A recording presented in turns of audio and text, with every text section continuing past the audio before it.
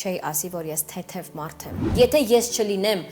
այսպես բալանսավորված իբրև արվեստի մարդ, ես չեմ կարող ուրախություն եւ երջանկություն տալ իմ երեխաներին։ Միայն մայրանալուց հետո ես մի քիչ մեծացա։ Թե ուղեղով, թե հոգեպես, այն աղջնակը, որ իմ մեջ միշտ ապրում է, էլ ավելի իմաստացավ։ 100%-ով կարող եմ հայտարարել, որ իդեալական, կատարյալ ընտանիքներ չկան, գոյություն չունեն։ Ես ինքնուրույն կին եմ։ Ես ամեն մի ասվածի չեմ կարող միանգամից համաձայնվել։ Եթե դա ինձ համար ընդունելի է, կհամաձայնվեմ, ոչ։ Ապացուցված է, որ կինը Աստծուն շատ ավելի մոտ է, քան տղամարդը։ Ոչ, հարգելի տղամարդիկ, դուք ստում եք։ Միշտ ունեցել եմ պորտկումներ, ունենում եմ եւ վստահ եմ, որ դա կլինի ծմահ։ Ես շատ տխուր մարդ եմ իրականում եւ երբեմն եղել են պահեր իմ կյանքում, որ ես ինձ ստիպել եմ ապրել։ Այն ժամանակ ես վախենում էի քննադատված լինելուց։ Ինձ լիովին իրավունք եմ վերապահում ինչ որ մի ստորի տեղադրել կամ իմ համերգին հնչեցրել Հայկո երաժիշտի, երգչի ստեղծագործություններից մեկը։ Եթե Հայկոին տեսնելու հնարավորություն ունենայիր, ինչ կասեիր նրան։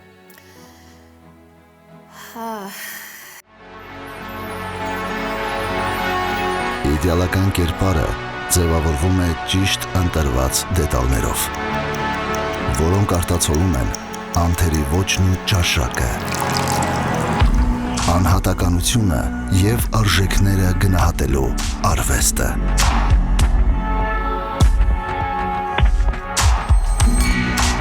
Ցայր Տիգրան,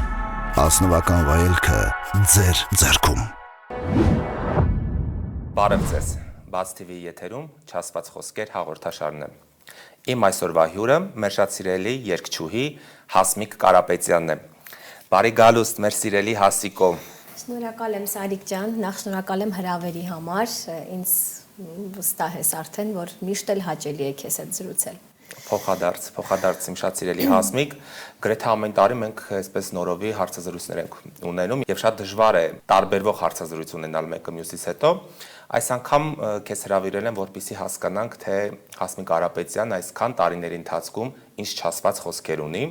Եվ այսպես զրույցը ուզում եմ սկսենք առհասարակ ընտանիք, կենցաղ, բեմ եւ այս երեքի համատեղումը ինչպես է իրականացնում Հասմիկը։ Իրականում այդ երեք երևույթների համատեղումը բարդ է։ Բարդ է նաև այն իմաստով, որ ես չէի ասի, որ ես թեթև մարդ եմ։ Ինչու թեթև չեմ, քանի որ շատ ունեմ իմ մեջ մեծ պատասխանատվության զգացողություն կապված երեխաների հետ, այսինքն միգուցե այլ մայրեր ինչ հարցերում շատ ավելի թեթև կնային, արվեստի կանայք ի նկատի, ովքեր որ համադրում են, ավելի թեթև կնայեին, ավելի քիչ ժամանակ կտրամադրեին եւ այլն, մտածելով դե որ բոլոր երեխաներն էլ մեծանում են։ Ինձ մոտ մի քիչ բարդ է, որտեվ ես ինքս իմ մեջ անընդհատ այդ պայքարի մեջ եմ, ել ավելի լավ մայր լինելու։ Ես հասկանում եմ, որ ես շատ հարցերում թերանում եմ միգուցե անընդհատ այդ հարց ու պատասխանների մեջ եմ, բայց արի ուտես, որ վերջերս հասկացել եմ սխալ է, որտեվ իմ երեխաներին պետք է առողջ մայր, հոգեպես առողջ մայր, իսկ Հասմիկը ես հոգեպես առողջ լինելու համար ժամանակ առ ժամանակ գոնե պետք է զբաղվեմ իմ սիրված աշխատանքով, այսինքն բեմ, երգարվեստ, ստեղծագործել։ Կարծես մեկը մյուսին լրացնում է։ Միանշանակ, եթե ես չլինեմ այսպես բալանսավորված իբրև արվեստի մարդ, ես չեմ կարող ուրախություն եւ երջանկություն տալ իմ երեխաներին։ Դա փորձել եմ, գիտեմ դա ինչ է։ Այդպես դժվար է համադրվում, ամփոփելով պատասխանս կասեմ, բայց ես այն թվականակով քիչ երևի թե արվեստի կանանցից է, ովքեր որ կարողանում են դա անել։ Ինչքանով որ հնարավոր է։ Ես հիշում եմ որոշ ժամանակ առաջ, երբ դու ինքդ դեպրեսիվ վիճակում էր, դեռ չկային այս մենահամերգները, մոտ 5-6 տարի առաջ միայն կենցաղով երեխաներով եւ ամուսնովդ էիր զբաղված, այսպես որպես տանկին, ընտանիքով եւ այդ միևնույն ժամանակահատվածում դու նշել էիր, որ դու այն արվեստի կանանցից ես, ով կարող է եւ չամուսնանալ եւ առանց ընտանիքի էլ նա երջանիկ կլինի իր արվեստով, այսինքն արվեստը բեմը այնքան ուժեղ է եւ հուշկու է քեզ համար, որ կլցնի քո կյանքը եւ կլրացնի նույնիսկ ընտանիքի երեխաների եւ ամուսնու դերը։ Այսօր ինչպես ես մտածում։ Բնականաբար, երբ որ չունես այդ ամենը եւ այսպես ուղիղ հոգու կապով չես զգում այդ ամեն ինչի արժեքը եւ դերը քո կյանքում իբրև կին, ես կարող եմ այդպիսի պատասխան տալ, ինչու կարող եմ, որովհետև ես ԿՎԿ-ի իմ շատ լավ ընկեր Արսենը Գրիգորյան մի օր իր հարցազրույցներում ասեց Հասմիկը մի քիչ այլ կերպար է, Հասմիկը 90%-ով մշակույթի մարդ է եւ հետո նոր ընտանիքի։ Եվ այդ ժամանակ իրոք այդպես էր, այսինքն ես մեղավոր չեմ, որ ես այդ տողերն ասել եմ, ինչու, որովհետև նախ ես չունեի այդ ամեն ինչը այդ ժամանակ, չգիտեի դա ինչ է, շոշափելի իմաստով, բայց արվեստը 100%-ով ինձ երջանկացնում էր, ինչ-որ նոր գույներ էր տալիս երանգներ իմ կյանքին, իմ տրամադրությունը շատ բարձր էր, որովհետև ես արարող եմ, ես սիրում եմ արարել, իսկ իմ, ինչպես ասում են, երեխաներն այն ժամանակ իմ ստեղծագործություններն են, բայց երբ որ արդեն ունենում ես թե ընտանիք, թե երեխաներ, թե ամուսին, դու հասկանում ես, որ դա էլ շատ կարևոր մի պահ է յուրաքանչյուր կնոջ կյանքում, որտեվ ինչ ուզում ես եղիր, ով ուզում ես եղիր, մասնագիտությամբ, կինը գալիս է այս աշխարհ կարևորագույն կնոջ առաքելությունը դա մայրանալն է, մայրությունն է։ Եվ ես դրանում համոզվեցի, որովհետև միայն մայրանալուց հետո ես մի քիչ մեծացա։ Թե ուղեղով, թե հոգեպես, այն աղջնակը, որ իմ մեջ միշտ ապրում է, էլ ավելի իմաստացավ, այսպես ասեմ։ Եվ շատ ու շատ երևույթների այս կյանքում, որ ես չէի հասկանում, թերագնահատում էի, արժեքը չէի զգում եւ այլն, ես սկսեցի գնահատել ամեն մի պահը։ Մայրությունը իրոք աստվածային մի երևույթ է, որովհետեւ առաջին հերթին ես ամեն դեպքում գոնե իմ դեպքում այդպես եղավ, ես շատ մեծացա։ Բարի լավ իմաստով, հասկանում եք։ Ես շնորհակալ եմ միևնույն է, որ ես ունեմ ընտանիք, բալիկներ, որտեղ իրենք ինչքան էլ որ ինձ տանջում են եւ զրկում են շատ ու շատ իմ սիրված բաներից, միևնույն ժամանակ տալիս են գույներ եւ զգացողություններ, որ արվեստը չի կարող տալ։ Բայց ժամանակին էլ դու ինքդ երազում էիր այսպիսի ընտանիք ունենալու մասին, որ ժամանակ չունենաս ինչ-ինչ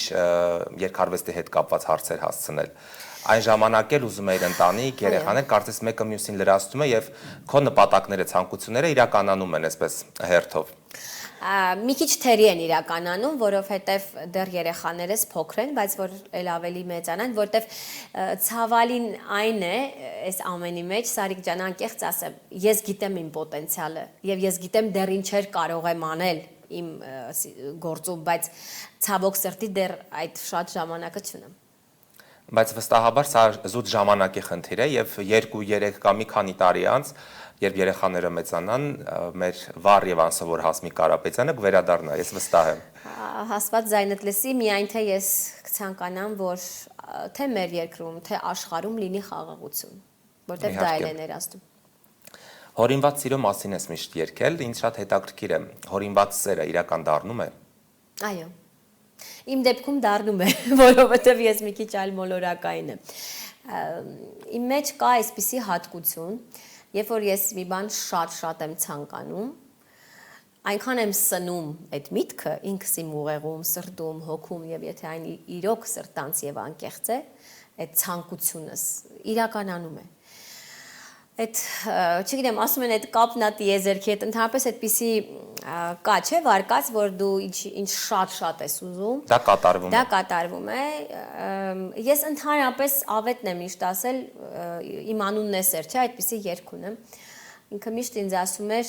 քո մեջ սերը չի մահանում։ Սեր անունով երգչուհին։ Այո, ես այսպես ինձ շատ լավ զգացի, երբ որ ինքը դա ասեց, եւ յուրաքանչյուր դրսեւորմամբ, այդտեղ պարտադիր չէ անձնական սիրո մասին խոսելը, հա, ընկերների հանդեպ, հայրենիքի շրջապատի, այո։ Ես կարծում եմ, որ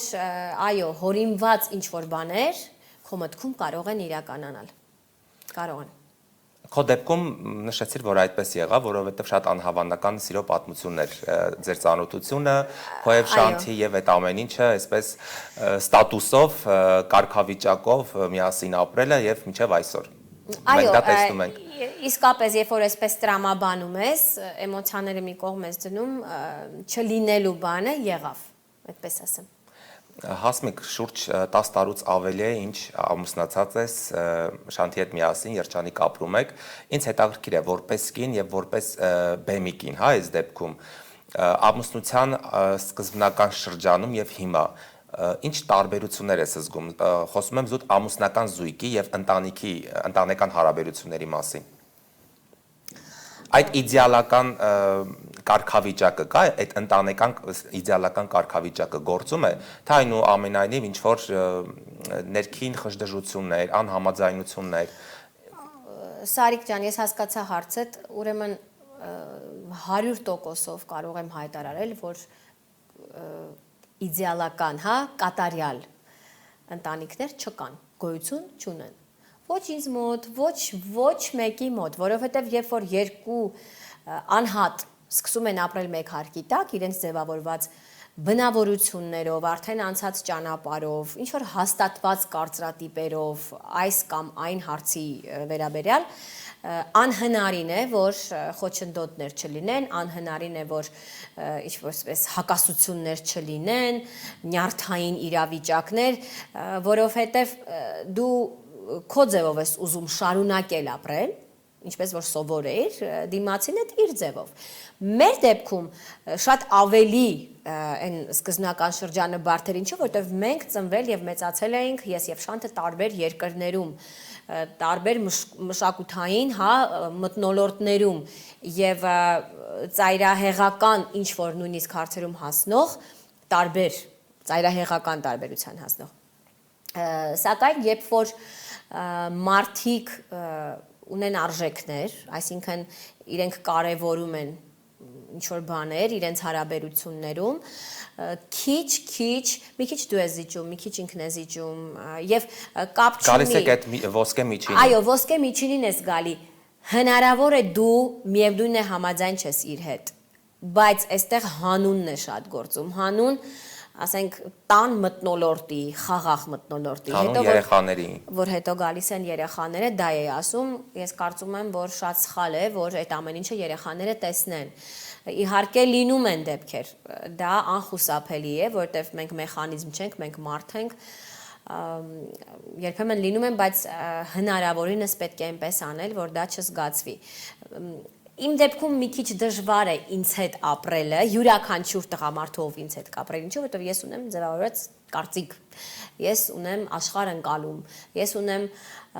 իմ մոտեցումը շատ ու շատ հարցերի, որոնց որ հասել եմ ոչ թե պատահական, այսպես օդից այդպես եմ մտածում, ոչ, իմ կյանքի փորձով ես ինքնուրույն կին եմ։ Ես ամեն մի ասվածի չեմ կարող միանգամից համաձայնվել։ Եթե դա ինձ համար ընդունելի է, կհամաձայնվեմ, ոչ։ Եվ ամփոփելով հարցը կասեմ, որ միևնույն է, ինչքան էլ որ տղամարդիկ ասում են, մենք սիրում ենք ենթարկվող կանանց, մենք սիրում ենք, որ կինը յուրաքանչյուր հարցում, որտեղ ես ամուսին եմ, ինձ հետ համաձայն է, իմ նիստուկացը ամուսնությունից հետո անմիջապես ընդունում է եւ ենթարկվում է, ոչ, հարգելի տղամարդիկ, դուք ստում եք։ Այդ կարգի կանայք ձեզ համար 1 տարի հետո դառնում են ուղակի ձանձրալի, ոչ այդքան հետաքրքիր, որովհետև երբ որ կա կայծ, երբ որ կինը ունի իր կարծիքը,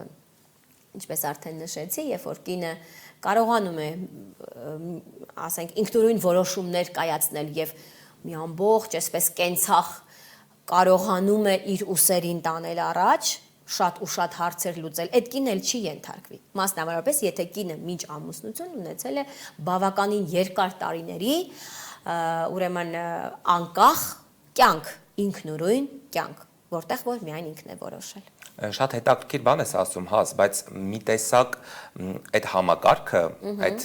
կնոջ ենթարկվել եւ չենթարկվելու պահը, մի քիչ շատ դժվար է մեր հասարակության մեջ դրա ռեալիզացումը։ Ասեմ, որն է ճանապարհը։ Ասեք։ Կինը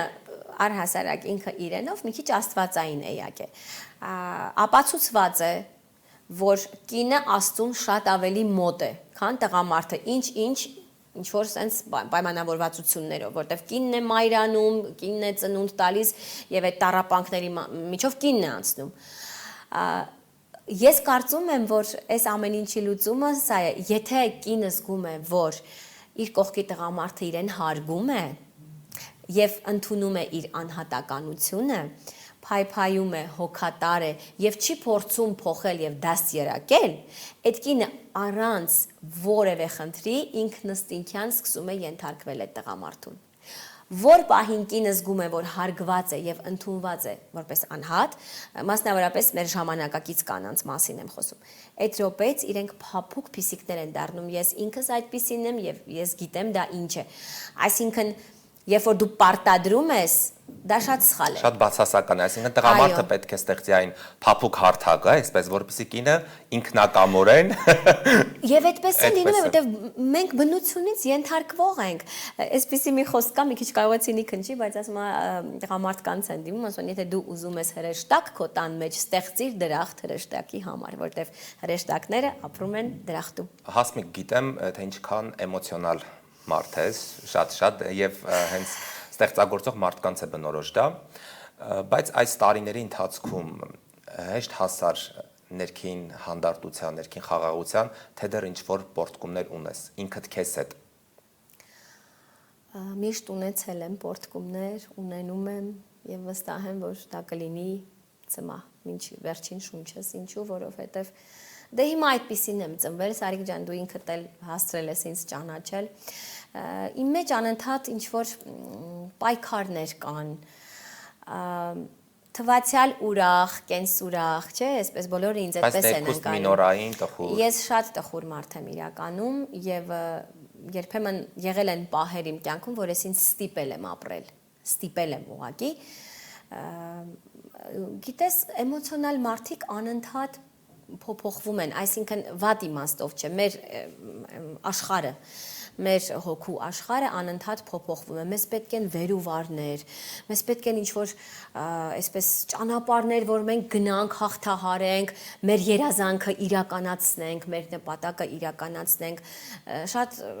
այսպես հեշտ հուզվող, հա, շատ խոցելի, դա էլ ասեմ։ Իմ կյանքի ընթացքում ես անընդհատ փորձել եմ ինձ ուժեղացնել։ Ինքս ինձ վրա աշխատելով, ընկել եմ, ասեմ, ոչինչ, դու պետք է բարձրանաս նորից եւ այլն եւ այլն։ Բայց եթե ասեմ, որ այդ ամեն ինչը կփոխվի, չի փոխվի։ Ես հավերժ երազոտ մարդ եմ։ Ես անընդհատ երազում եմ։ Կարծում եմ, որ դա չի փոխվի, բայց մայրությունն ինձ տվեց այս էմոցիոնալ աշխարհի հետ ինչ-որ պինդ մի հենարան, ինքս ինձ համար ես դա արեցի, որպեսզի ես չընկճվեմ այդքան շուտ եւ չընկնեմ։ Նշեցինք, որ տխուր մարդ ես, դա պայմանավորված է ինչ-որ մեկով կամ ինչ-որ մի դեպքով, թե հենց մանկուց ես շատ թախծոտ եղել։ Դե ես այն աղջնակն էի, որ 16 տարեկանում, երբ ձայնագրեցի արձագանք ստուդիայում իմ առաջին երգը հեղինակային, գիտեք ինչ էր կոչվում։ Շատերը միգուցե այս մասին չգիտեն, չգիտեմ։ Երգի վերնագիրը։ Երգի վերնագիրը չգիտեմ էր եւ ինչի մասին էր երգը անպատասխան սիրո։ Այսինքն ես սիրում էի, ինձ չէին սիրում։ Շատ սխալ ծրագիր, հիմա ես դա հասկանում եմ, շատ սխալ կոդ, բայց այսպես թախծոտ 16 տարեկան աղջնակին ոչ բնորոշ էլի թախից այդ տխրությունը։ Այդ երգը ինչ-որ մեկին նվիրված էր, թե ուղղակի։ Ոչ մեկի նվիրված չէր այդ երգը։ Ուղղակի ես հիմա այսպես որ հետայացք եմ գցում, զարմանում եմ, որ ես ինչի այդ 16 տարեկանում այդքան տխուր։ Ինչ որ բաներ չէին եղել, որ ես դառնայի այդչափ տխուր։ Հետո սկսվեցին այդ տխուր բաներն իմ կյանքում 18 տարեկանից 19, բայց ոչինչ պատահական չէ, եթե ես անպատասխան սիրո մասին չերգեի արձագանք ստուդիայում 16 տարեկանում, ինձ չէր նկատի երրորդ ալիք հաղորդաշարը, որը շատ պատահական այդ օրը եկել էր արձագանք ստուդիա եւ Արտավազդը Եղոյան այսպես նայեց, ասեց, ով է այս աղջիկը, ես էլ sense այն որ շատ աղջնակ թուշիկներով մի քիչ կարմրած, որտեվ նարինջ շատ է ուտում եւ ալերգիա ունեի ցիտրուսից, այսպես ինչ որ իմ ունքերը sense շատ էլի, այն որ նոր, չգիտեմ, նոր դուրս է եկել աշխարհ իր անկեղծ պորտկումով, իր երգով։ Ասեց,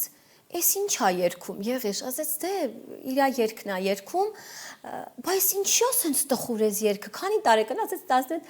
Մենք իրան նկարում ենք։ Տեսեք, ոչ պատահական, այո, ճակատագրական հանդիպում եւ դրանից հետո արդեն հենց երրորդ ալիքով ինձ հեռարձակեցին, ես ճանաչվեցի ինչ-որ չափով։ Ահա, ինչի չեն ծնվում այն հիթային մեղեդիները, որոնք որ կային 2000-ականների սկզբին, 90-ականների վերջին, նու հենց վերցնենք քո դեպքը, հա, քո ամեն մի ստեղծագործություն հիթ էր։ Անձրև ես գնում եմ սիրելիս, այս բեմում հասկանալի է, ժամանակներն էին ուրիշ, շատ ավելի փակ էր, ինտերնետը չկար, բայց ամեն դեպքում երգն էլ միանգամից տարածվում էր։ Եթե մենք սիրվում էր, այո, մեծ բումային ինչ-որ շրջան էր։ Այո, այդպես էր։ Ներկայումս ի՞նչն է խանգարում, ինչ-որ մեխանիզմներն են տարբեր, թե ժամանակներն են կրկին փոխվել։ Ես շատ եմ մտածում այդ թեմայի շուրջ, իսկապես ամեն անգամ, երբ նստում եմ դաշնամուրի առջև, երբ այդ հնարավորությունն ընձեռնվում է ինձ եւ փորձում եմ ինչ-որ մեղեդի հորինել, այդ կարգի, հա, այդպես հոգուն կպչող միանգամից չի ստացվում։ Մի բառով երևի թե բնութագրեմ մթնոլորտ։ Այն ժամանակ մթնոլորտն ուրիշ էր։ Ոնց որ այդ օդի մեջ իմաստ լցրած լինեին, իմաստավորված էր ամեն ինչ, կյանքի քո ընթացքը, ինչից հետո ինչ պիտի լիներ, ոնց որ մարդիկ ապրում էին հաջողակ մթնոլորտում, հաջողության մթնոլորտն էր տիրում այն ժամանակ, ատմոսֆերա, այսինքն ես որ շնչում էի այն ժամանակ, ես զգում էի, որ օդի մեջ արվեստ կա, որ դա պետք է մարդկանց, եւ դա մեզ տալիս էր որոշակի այսպես թռիչք, տրամադրվածություն, միգուցե որ մենք այտենց էլ ստեղծագործեինք։ Այսօր մթնոլորտը խայտառակ է։ Ինձ համար ես շատ զգալի մարդ եմ, ես ունեմ շատ բաց էներգետիկ դաշտ, դա ինձ նույնիսկ ասել են մասնագետներ եւ խնդրել են, որ ես փակեմ մի քիչ իմ դաշտը, որովհետեւ սևը շատ հեշտ մտնում, ներխուժում է, լուսավոր դաշտ էր։ Ես հիմա մի տեսակ, գիտեք ինչ եմ զգում մթնոլորտում, անտարբերություն, յուրաքանչյուր ոլորտում, միայն երկարվեստում չէ, մի տեսակ մարդիկ, ինչի ենք մենք այսպես դարձել, որտեվ մթնոլորտը փոխվել է։ Մի քանի այս իրադարձություններից հետո միգուցե մեր երկրում, դրանից առաջ հիվանդություն եւ այլն, այս ամեն ինչը գումարվել է, եւ երբ որ դու նայում ես մարդկանց աչքերի մեջ, դու հասկանում ես, որ այդ հիթերը իրանց հիմա վաղուց արդեն էլ պետք չեն։ Եվ դու էլ դրանից բխող, հա, պատճառահետևանքային, մի տեսակ էլ չես էլ ուզում այդպես ստեղծագործել։ Այդ ուժերը մեռնում են քո մեջ։ Հասկանում ես, Սարիկ ջան։ Ցավալի փաստ, բայց ես որոշել եմ ինձ թափ տալ, այսպես տխուր նոտայով։ Կրկին ակտիվացել ես, համերգներ ես անում։ Ես շատ շնորհակալ եմ Աշոտին Ոսկանյան, ուրեմն drummer, թմբկահար, այո, որովհետև իմ լավ ընկերներից է Աշոտը, ուրեմն եթե ինքը չլիներ եւ այդ մեր ճակատագրական հանդիպումը չլիներ մեր Հայաստանի ակումբներից, Երևանի ակումբներից մեկում, հենց ինքն էլ առաջարկեց, որ Հասմիկ հերիք է, դու պետք է արդեն նվագախումբ ունենաս, ինձ օգնեց, բոլոր երաժիշտներին հավաքեց եւ ունենք այսօր այն, ինչ ունենք։ Ես շատ շնորհակալ եմ իմ բոլոր բենդի տղաներին, որոնք իմ կողքին կանգնեցին եւ մենք, գիտեք, մի հատ բառ կա, ես այդ բառը չեմ սիրում, բայց կոնկրետ այդ պահին դա ինձ համար վերածնունդ էր։ Վերածնունդ էր իմ չափով եւ ինձ համար։ Շատ լավ, քո թույլտվությամբ ուզում եմ խոսել մի թեմայի շուրջ։ Իհարկե նախապես ներողություն եմ խնդրում, բայց դա ինձ շատ էր հետաքրքրում եւ վստահ եմ շատ մեր հայրենակիցների էլ կա հետաքրքրի։ Վերջի շրջանում թե քո մենահամերգների բեմերից, թե ինչու ոչ նաեւ դու քո Instagram-յան story բաժնում, Facebook-յան եւ սոցարթակի քո տիրույթում ժամանակ առ ժամանակ կիսվում ես Հայկոյի երգերով։ Հայկոյի մեղեդիներով, այսինքն վիդեոները տեղադրում ես նրա երգերին օգտագործելով իր երգերը, երգացանց։ Սա մի փաստ է, որը որ անձամբ ես եւ շատերը չենք նկատել նրա կենթանության օրոք, ոնց որ դա ավելի շատ դու անում ես, երբ որ նա այլևս մեզ հետ չէ ֆիզիկապես։ Ինչ ես կարծում այս թեմայի շուրջ։ Ինչ ես մտածում, որ մարդիկ խոսենք, քննարկեն։ Գիտեք, մի բան ասեմ, բոլորը ներողություն են ինձանից խնդրում ցանկացած հաղորդման ժամանակ, երբ որ պետք է շոշափեն այս թեման, բայց եկեք, որ ասում են վերջակետ դնենք այս թեմային, ես ուղղակի մի բան կասեմ։ Ուրեմն յուրաքանչյուր մարդ իր կյանքի ընթացքում զարգանում է։ եւ բաց է թողում ինչ որ բաներ, հա, կուտակումներ բացասական, վիրավորանք, ինչ որ կուտակում, ինչ որ, չգիտեմ,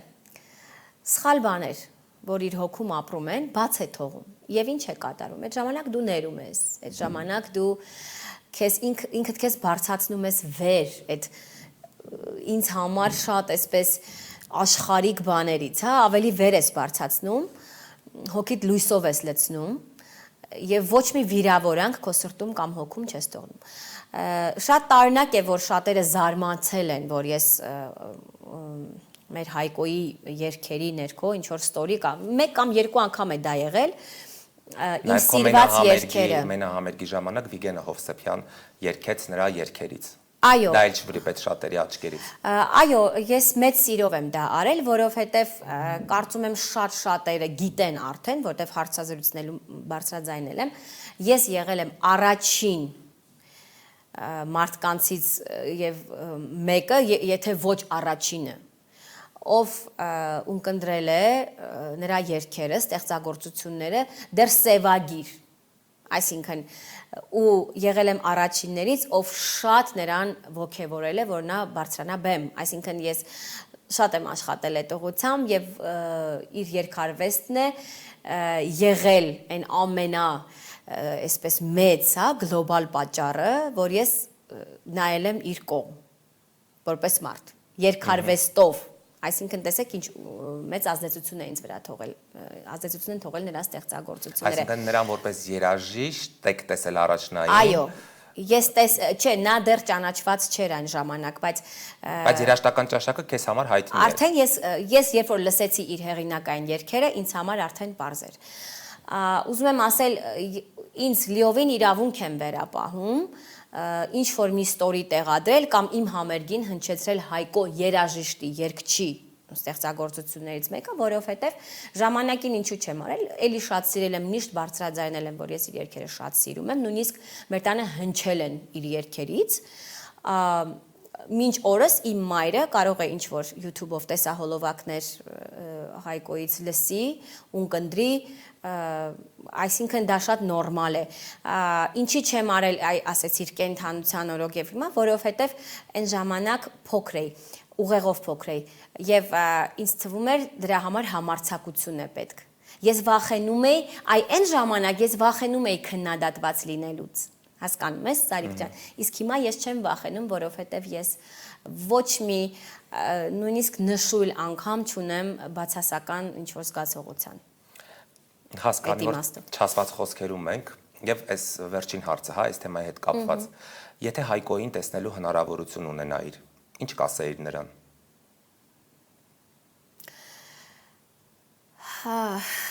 Չգիտեմ այս պահին ինչ կասեի։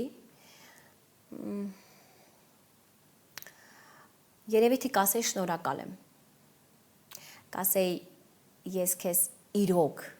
անկեղծ ներել եմ եւ շատ շնորհակալ եմ քեզ, որովհետեւ եթե չլինեիր դու, ես իմ կյանքի ճանապարհը միայնակ չէի անցնի եւ չէի լինի այն, ինչ այսօր կամ։ Ես մի անգամ եմ ասել, այո, շնորհակալ եմ, ասել եմ։ Կասեի շնորհակալ եմ։ Շատ լավ, Հասմիկ, շրջանցենք այս թեման եւ ինձ հետաքրքիր է առաջիկա ինչ նոր ծրագրեր ունես, մենահամերգներ, քեզ սովոր վառ տեսահոլովակներ եւ երգեր, երբ ենք ականատես լինելու այդ ամենին։ Վայ, այնքան վատ եմ զգում ես, թե իմ հանդիսատեսի արչեւ, թե քո Սարիկ ջան, թե այն մարդկանց, ովքեր ինձանից սպասում են այդ ամենը, բայց ինչպես արդեն նշեցի, քանի որ մթնոլորտն այս պահին այդքան էլ չի տրամադրում ձեր ցանկությունն իրականացնելու, այդչափ ակտիվ լինելու, վատ եմ զգում, բայց ես երբեք չեմ հանձնվել իմ կյանքում եւ չեմ էլ պատրաստվում հանձնվելու։ Այս պահին մի քիչ դադար եմ տվել մենահամերգների իմաստով, ինչու որովհետեւ աշխատում եմ նոր երգերի վրա։ Թե ինչքանով այդ նոր երգերը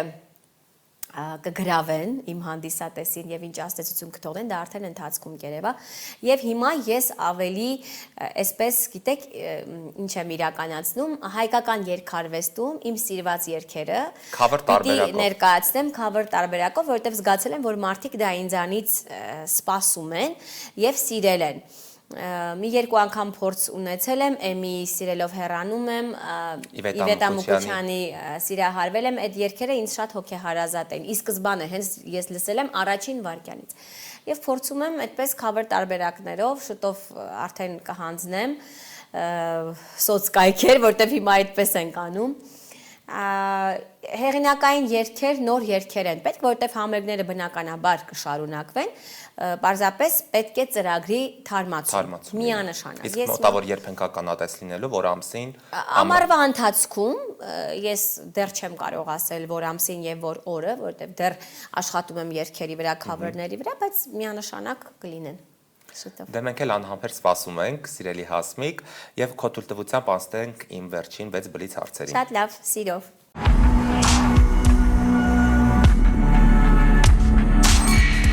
Ցայր Տիգրան, ազնվական վայելքը ձեր ձեռքում։ Որը կլինի այն միակ խորհուրդը, որ ինքդ քեզ կտաս։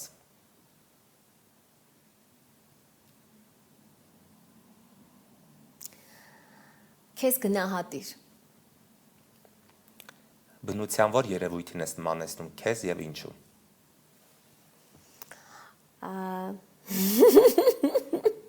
Ասեմ, երևի թե այն որ արևային անձրև է, այդ ես եմ ինձ թվում է, որ միևնույնն է ինձ լույսի մեջ եմ պահում, բայց նաեւ արտասվում եմ, երբեմն էլ փոթորիկ կայծակով։ Այսինքն քո ուրախ մարդ տեսակը եւ ներքուստ տխուր մարդը ասոցացնում ենք արևային անձրևի հետ։ Այո, արևային անձրև։ Պատմական որ հերոսի փոխարեն ցանկանայիր լինել եւ ինչու։ Մենակ չասես Ժաննա դարկ, որովհետեւ շատ ենք լսել։ Չէ, Ժաննա դարկը այդ պատանեկության տարիներին էր, չգիտես ինչու։ Չգիտեմ, Կլեոպատրա։ Նեֆերտիտի։ Չէ։ Այս պահին չունեմ, գիտես, այդպիսի հերոս։ Կարող ես ինքդ քո հերոսը համարվել։ Շատ իմ հյուրեր հենց այդպես էլ արտահայտում են իրենց տեսակետը։ Որ ես եմ իմ հերոսը։ Հենց դու Հասմիկ Կարապետյան հերոսն ես։ Ես իմ հերոսուհին եմ, որովհետև չբարձրաձայնելով շատ ու շատ բաներ, ես կարծում եմ, որ ես բավականին ուժեղ եւ դիմացկուն տեսակ եմ կնոջ։ Առանց ում կամ ինչի չես պատկերացնի քո կյանքը։ Առանց ինչի երկարվեստի, առանց ում բալիկներիս։ Եթե քո կյանքը վերածենք գրքի, այն ինչպիսի վերնագիր կունենա։ Շատ հետաքրքիր հարցեր։ Իմ կյանքը գիրք։ Ես դեռ իմ կյանքի գրքին անվանում չեմ տվել, բայց եթե այսպես շատ չմտածեմ ու այս պահին փորձեմ պատասխան տալ, հավերժ երազողը։ Եվ վերջում, Հասմիկ Կարապետյանը ունի չասված խոսքեր։ Շատ իհարկե, որ մեկս չունենք չասված խոսքեր։ Չնայած իմ դեպքում այնքան բաներ եմ ես ասում։ Համեմատ շատ ու շատ հանրային մարդկանց կարծում եմ իմ չասված շատ խոսքեր են դարձել հետո ժամանակի ընթացքում ասված, որովհետև մի տեսակ ինձ մոտ ստացվում է այդ անմիջական վիճակը, շփումը հանդիսատեսի հետ։ Ինքդ քեզ ունես չասված խոսքեր, երբ չես եկել այն պահին, երբ ինքդ քեզ խոստովանես դա։ Կամ միգուցե վախենում ես այդ տարածքներ խուժես։ Վախենում եմ դեռ։ Ես ինքս ինձ չասված խոսքեր դեռ վախենում եմ ասել։ Եկեք, երբ չեմ վախենա եւ կկողմնորոշվեմ, կգամ ձեզ հյուր։ Սիրով։ Վստահ եմ ես այդ ժամանակ դեռ կվախեմ ինչ որ հաղորդաշար։ Որտեւ ես շատախոս եմ, իրականում ես շատ ասում եմ, քան չեմ ասում։ Շատ ուրախ էի, իմ շատ սիրելի Հասմիկ, որ այսօր եկար ինձ հյուր, շնորհակալ եմ։